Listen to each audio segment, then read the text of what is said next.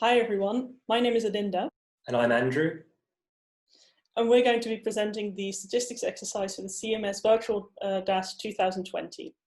Before we actually start doing the exercises, we wanted to give you an overview of what you can expect from them. And the goals of the session are for you to get familiar with the CMS tools used for statistical analysis and to perform binned likelihood fits and extract upper limits and set parameter estimates with those tools. Of course, because this exercise should only last for a few hours, we can't cover absolutely everything.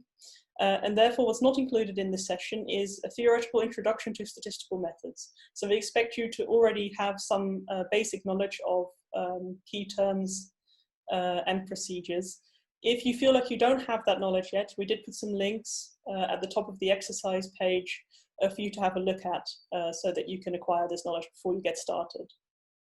We also won't be giving a comprehensive review of all techniques used in CMS analyses, but the ones that we do cover are the most widely used and should hopefully set you on your way to doing your statistical analysis. The session, as you can see here on the sidebar, is built out of 3 parts, and you can access all the materials from the link that we've put on the page here.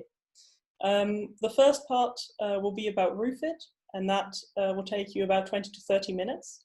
And then we will switch to the CMS combine tool, which is covered by 2 separate parts. One in which you'll be working on a counting experiment, and that will take you about 30 minutes.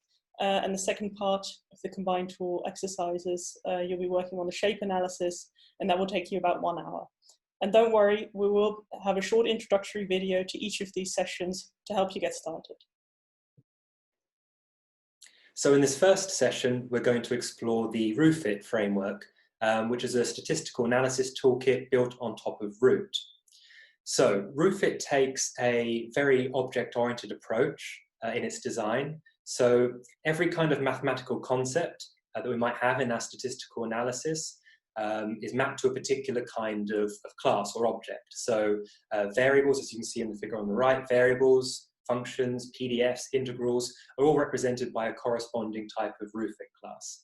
And so what we do then is take these abstract base classes and make derived classes to implement specific mathematical functions. So for example, we would make a Ru Gaussian. There's a Ru Gaussian PDF that derives from the Ru Abs PDF base class and implements a Gaussian PDF. And so we can actually then, using these ingredients, we can construct mathematical models, statistical models, just by connecting different Rufit objects together in a kind of tree-like structure, like you can see on the bottom right. So for example here, we can make a PDF that's a sum of several other PDFs by connecting a RuAd PDF to a number of Ru Gaussian PDFs.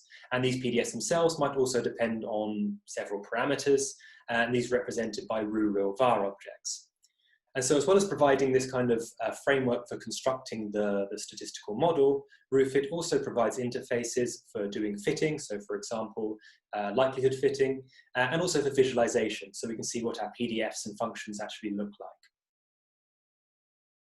So in this session, you're going to learn how to create variables, how to create functions, PDFs, make plots, as well as navigate workspaces, which are kind of containers for storing all our Rufit models inside.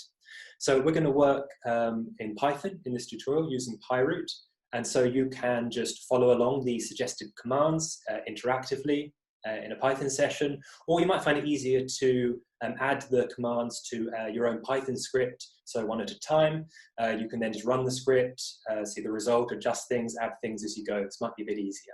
So you can see the example there, for example. We'll start by creating a Ru Real var that represents the Higgs boson mass. And then we can print some information about it, and on and on.